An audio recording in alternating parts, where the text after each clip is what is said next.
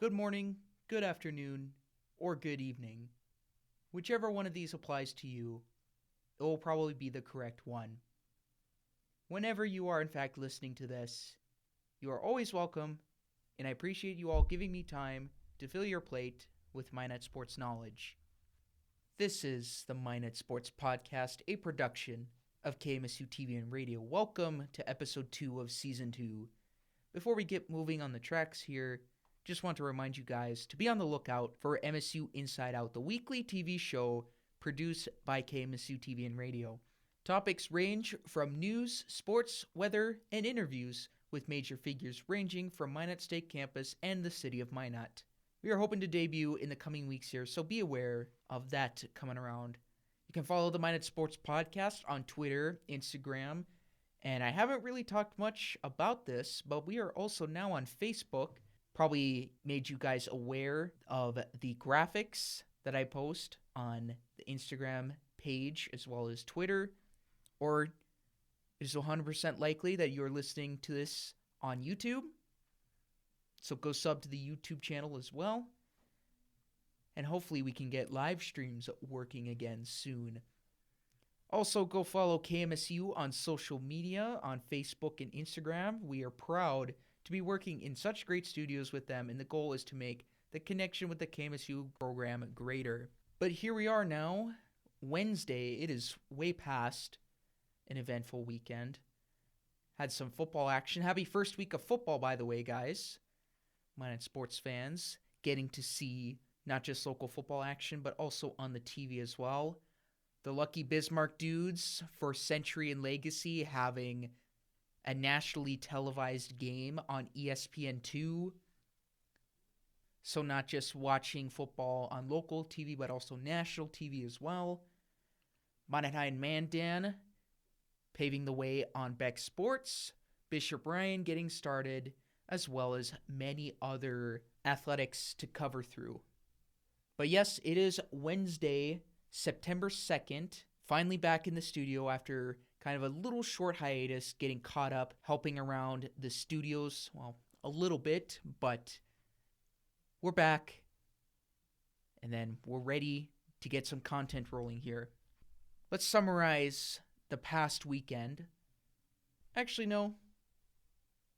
Let's go back a little bit further than that.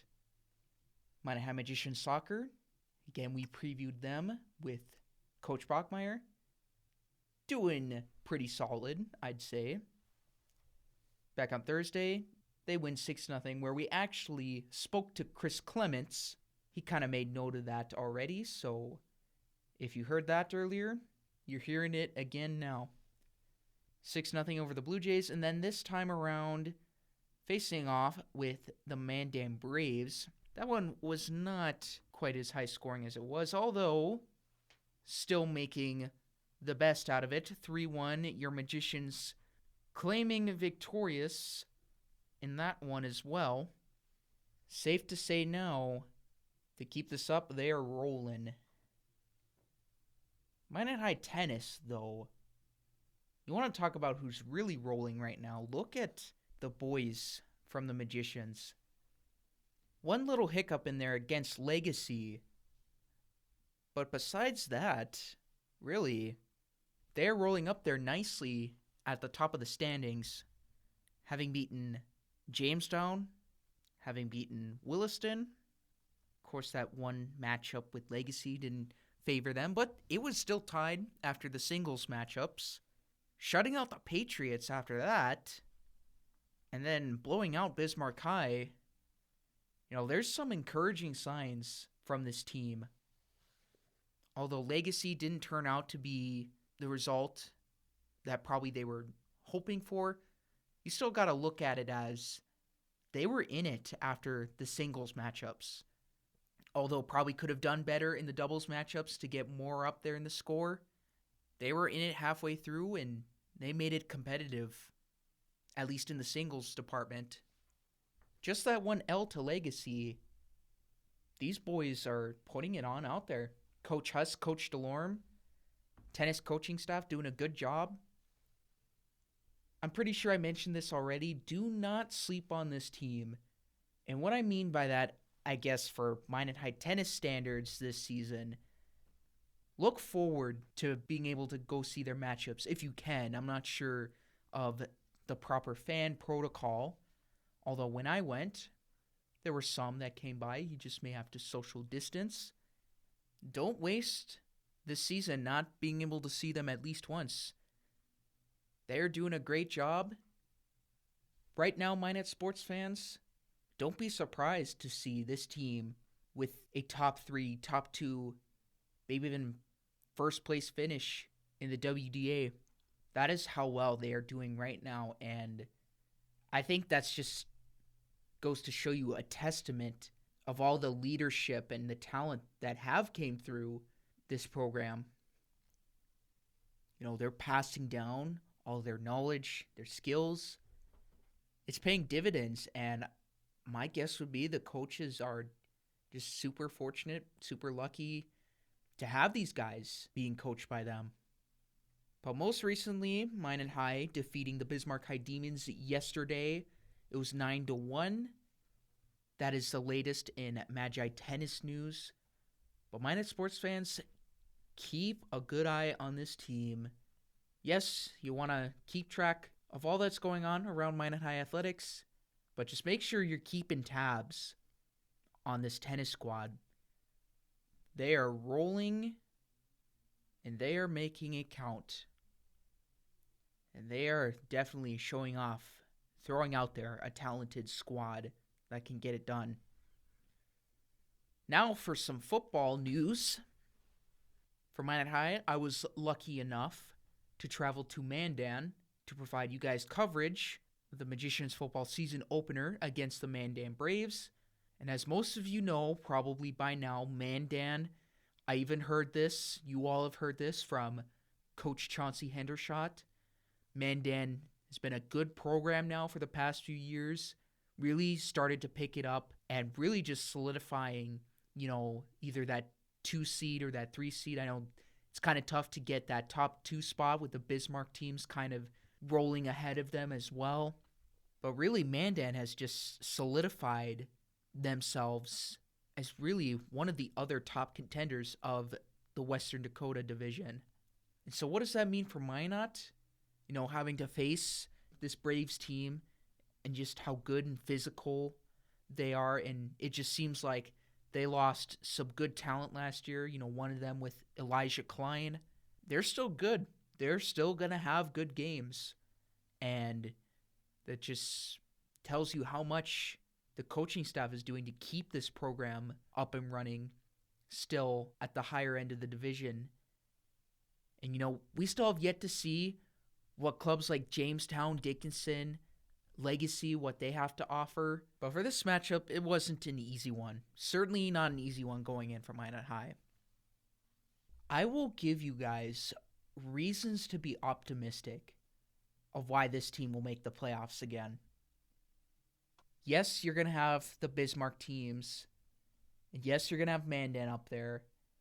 And yes, Legacy is going to prove to be some steep competition as well. But just allow me, guys, to give you reasons to be optimistic for this team. Yeah, I may be overlooking, or looking too much, rather, at the big plays they had against Mandan. Trevor Emke, junior quarterback, on a wide receiver screen to Hunter Ruziska. That was a great play. They got some nice blocks in there, and certainly bodes well with the game plan that Coach Chauncey and the staff are rolling out there. And it almost seems like ever since Jackson Gunville came in, and, with Peyton Fillion and Chase Burke at the helm at running back, some very talented players, and they certainly leaned on the run more often. And it almost seems like that's what they're doing again. Chase Burke is still hanging around, and Hunter Ruziska, pass-catching running back too. Yes, they're still going to pass here and there, but this is a run-heavy offense. And I think once they establish, it's the old adage, people, it's a cliche. When you get the run game going, that opens up the passing game. From my vantage point, I certainly saw some Nice breakout runs for both Chase and Ruzi. You could also count Braden McCarty in there at the position. But Chase Burke having a few breakout runs of at least 10 yards. He's a reliable back. Hunter also a reliable back too. Can also catch the ball. But once Minot High got some great starting field position, ran it a few times, and then that opened up the first touchdown. It's actually a touchdown pass to Tegan Kitchen, wide open in the corner of the end zone. Now you see why it's important that you get the run game going. It opens up the passing game. Let's also not forget the second touchdown was also via the pass. As mentioned, a wide receiver screen to Hunter Ruziska, and he was just off to the races, breaking tackles, man-down players not being able to catch up to him. And at halftime, it was only 19-14. Mandan had the lead. And of course, Mandan was going to Mandan. And they did their part, still being the good team that they are. Again, 33-14, the Braves won it. But with Minot just being 5 points off at halftime, this is like Minot High tennis with Legacy keeping it competitive after the singles matchup. This is Minot High football basically doing the same thing, keeping it competitive.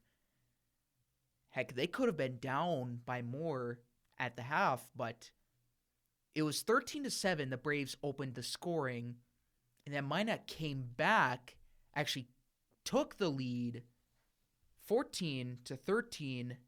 That put Mandan on their toes a little bit, but that was just a good response by Minot High. And although Mandan had a response of their own as well, a big play up the middle, open receiver, and just open downfield.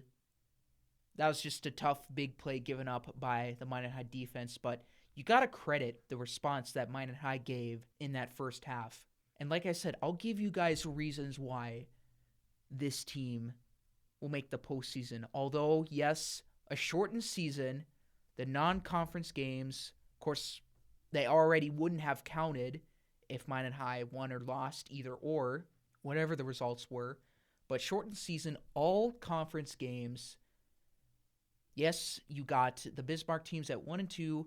Mandan, heck, even Legacy may compete for that third seed. But for Minot High, you got to have, it is all conference matchups. You got to have the better end of what the other teams have for their record. Obviously, that's proven fact, true.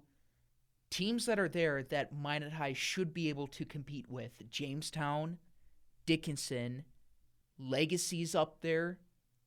That's going to be a huge one because for the past two postseason brackets were pretty much determined by Minot High versus Legacy, because it was a couple years ago, Legacy got that fourth and final seed, and what happened? Well, they beat Minot High during the season, in which a game, that was where Minot High actually stayed competitive with them, trying to make a comeback. But that was a difference maker for the Sabres, and they had the better end of the conference record, therefore got them in the postseason. But a year later, Minot High shutting out Legacy and then having to win on the road versus Jamestown, which a team, again, Minot should be competitive with. They got the win, and they got into the postseason. So really, already a critical matchup versus Legacy, going to have huge playoff implications. And then you also have Williston, another team Minot should be able to compete with. If you can at all compete, get something going against either one or both of the Bismarck teams, and then having already lost to Mandan, we're already in key playoff games here for the shortened season with having only conference games. How can Minot get the better end of the deal and solidify one of the 4 spots in the postseason? I mentioned already, I was encouraged with the response that Minot High gave in the first half to Mandan. For how good they are, Minot High certainly showed with this core that they got some talent in there. And bridging over to my next reason why you guys should have the belief that this team can make the postseason is that they stuck with their game plan. They had a game plan going in. Run the ball. Look at who you got. Rosiska, Burke, McCarty, as I mentioned already a few times. They can grind out those 10, 15-yard runs every other play. If you're lucky, every play. A lot of tosses, option plays. And again, that opens up the passing game. Short passes, get those 5-yard gains in there. Yeah, they may not get you a first down, but it's going to make it much easier when driving down the field. For an offensive team like this, for Minot High, I think they have the potential to score more and be out on the field more often, giving the defense a rest on the sideline, and just really make the most of their offensive chances. I mean, look at Trevor Emke. I can't recall once him having an interception. Yeah, there were a few plays in there where he fumbled the snap or little few mishaps with the center, had to cover the ball up so Mandan wouldn't recover. But Trevor Emke almost nearly threw a pick at the end of the game, but that was kind of garbage time. Some garbage time minutes there. At least I think. I can't recall clearly. But Emke, if I remember correctly, did not have an interception that game. Emke has a nice throwing arm. Yeah, he overthrew it a bit on some guys. It's a good trait to have a good arm as a QB, a good throwing arm, a cannon. Just how can you match that with accuracy and the route running for these receivers to get open? And he had some guys open too downfield. Just a few of them overshot it. I think if you had those back, this could have been a totally different game. And Emke, if he needs to, he can run it himself. He's got some mobility to him. I think with this offense, I think we may see some improvement, as we go through the season. And let's not forget, most of the juniors, like Emke, getting their first varsity start, they're still inexperienced. So they're going to have time to grow. And I think there's a real opportunity that we see this offense just really be effective out when they're doing their thing. So you have the offense. I'll give you another reason of why you should be optimistic about this team making the postseason this year. The defensive side, I'm specifically talking about the D-line and the outside linebackers. They got some speed on the edge. Not just on the edge, but they got some real speed up forward with the linemen. I can't recall how many times I saw the Mandan quarterback just scrambling. There were a lot of scrambles.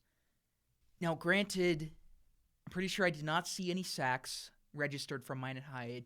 If not, there had to have been at least one or a few, because the Mandan QB, as mobile as he is, he just managed to get away, and in pressure-packed opportunities, it did not faze him.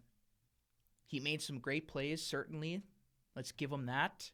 But to see Minot High putting lots of pressure on him, heck, there were a lot of run stuffs and a lot of outside edge rushing.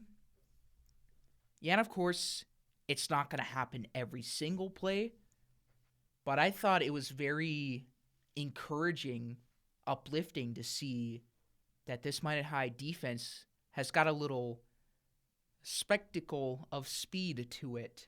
And I think if Minot High can get to the quarterback like ASAP, that'll be critical help for the corners and the middle linebackers, the safeties.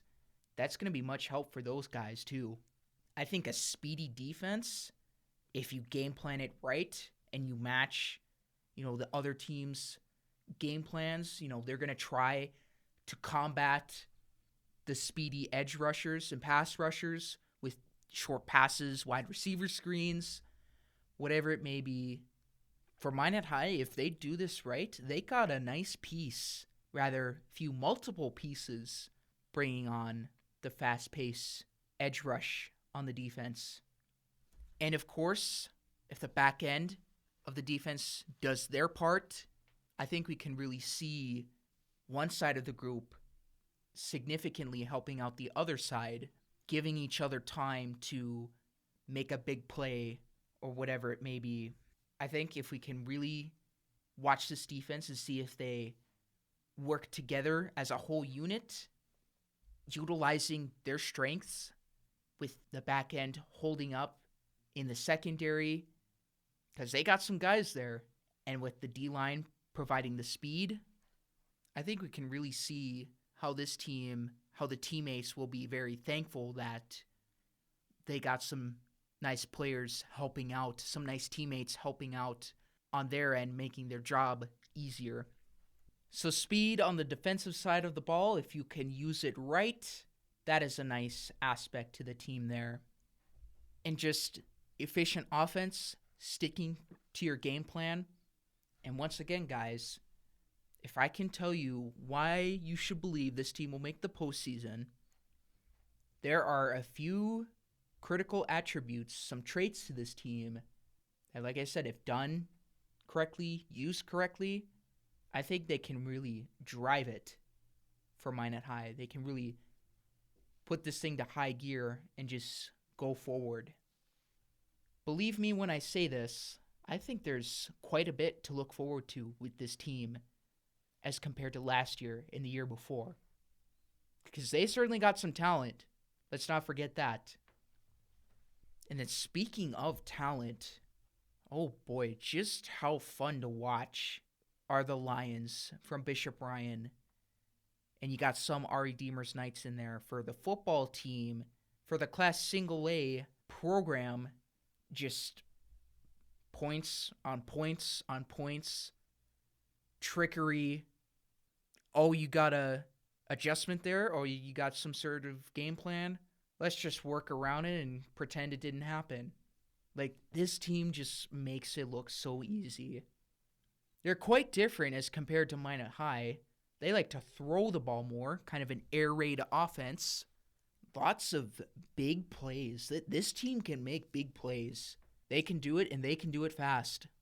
Bryson Elm, he had a big game with a lot of receiving yards. I actually do not know the final stat count, but he had 2 receiving touchdowns and a whole bunch of yards added to it as well.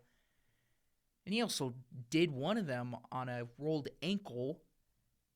Thank goodness he came back out onto the field to play. You have Logan Merck making some big plays and then getting involved with a trick play with him receiving a toss from Nick Sanders. And I believe it was him actually finding Bryson Elm just down the sideline, making that big play. I believe it also went for a touchdown. But Merck also getting a receiving touchdown to open the scoring. You got Nicky Sanders finding just anyone everywhere. All the receivers are doing their part, running the right routes, and just bulldozing through Carrington's defense. You got Merck doing what he's doing. You got Bryson Elm doing what he's doing. Don't forget Zach Hendrickson, another nice complimentary piece, only a junior at the wide receiver position.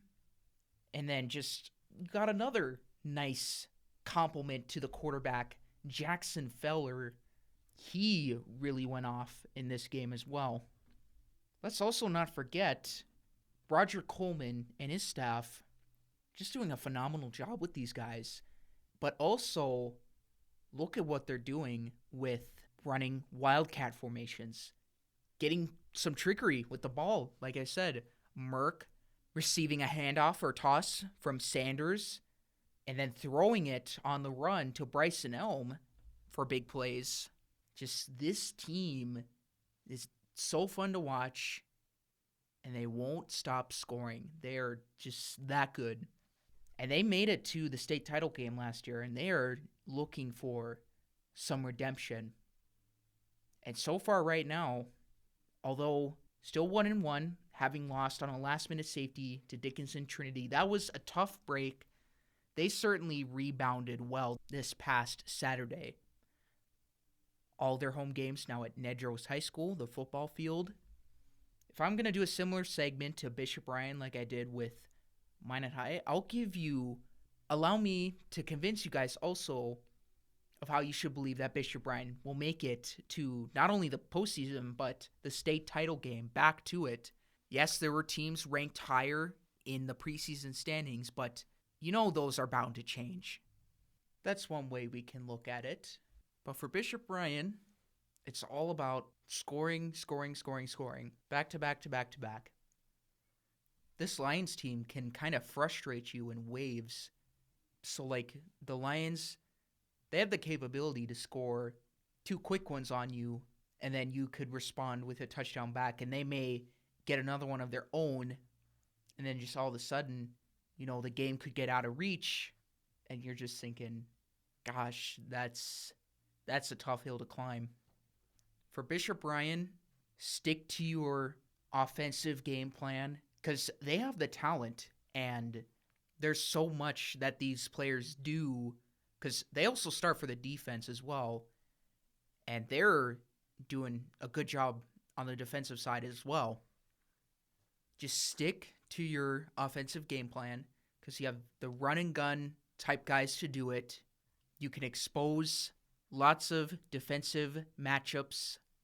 Just go out there, have fun, go out there with a good attitude, keep on scoring, and just keep making the other team have to work for it. And they get in trouble and they get down in the score easily, you're going to have better odds of winning. It's as simple as just follow your offensive game plan. And then for the big games, stick to it, but also really lock down defensively. Because when those big games come up, those opponents that can really make a case, really focus in, dig deep, lock down, go out there and play some good ball. And so, Magicians and Lions, and I guess mix of RA Deemers athletes for the Lions football team in there too, getting their seasons underway. Once again, Lions football team, fun to watch. For Minot High football, there's certainly some positives to look at. This week in the recruiting roll call, some transfers.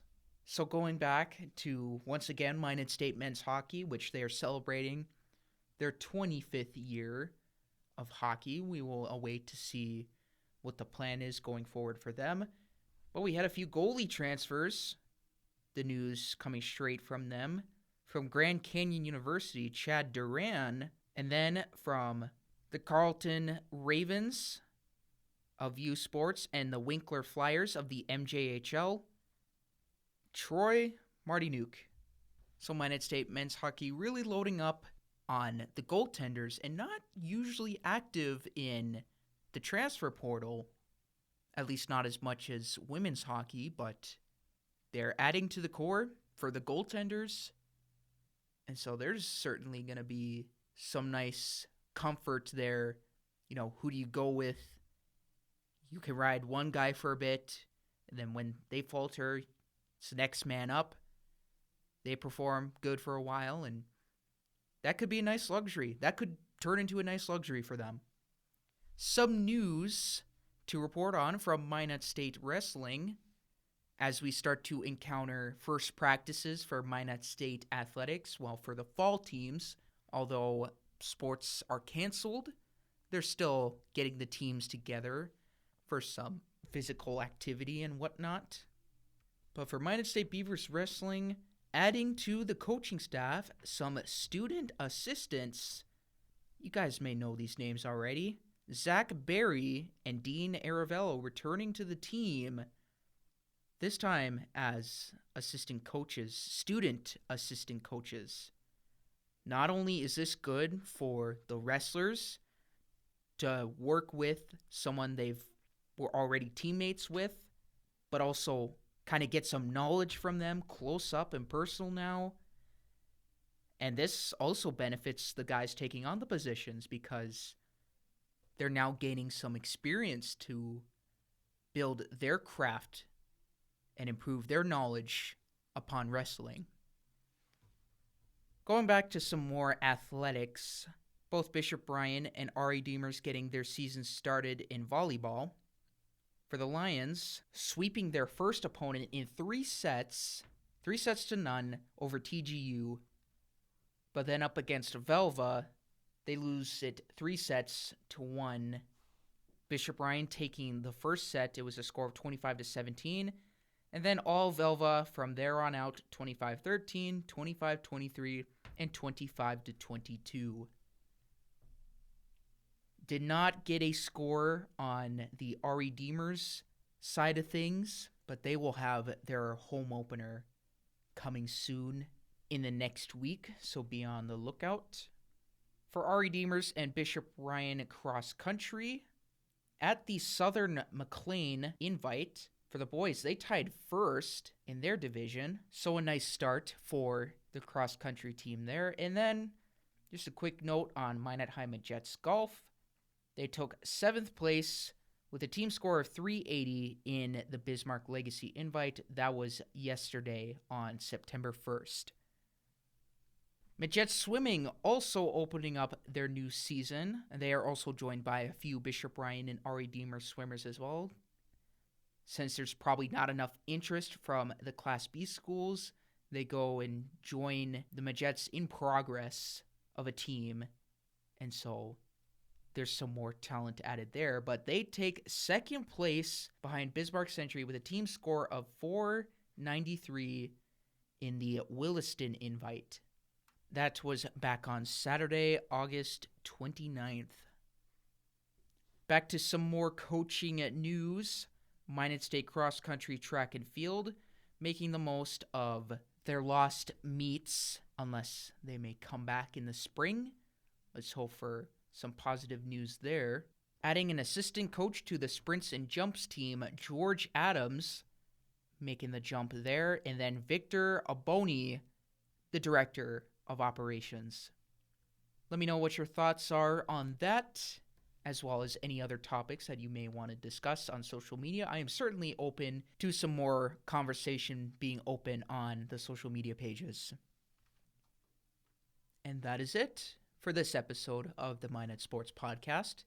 Concluding episode 2 of season 2, just want to remind you guys that the podcast is a production of KMSU TV and Radio. Once again, check out KMSU's weekly show, MSU Inside Out. That will debut here in the next couple weeks. There will be news, weather, and sports being talked about around MSU campus and the city of Minot. Check us out on social media. The Minot Sports Podcast, as seen on the graphics you're looking at, can be found on Facebook, Instagram, and Twitter, and then KMSU TV and Radio on Facebook and Instagram. That is going to do it for this one. Thank you guys for tuning in. Have a nice day. Stay healthy, and I'll talk to you guys later.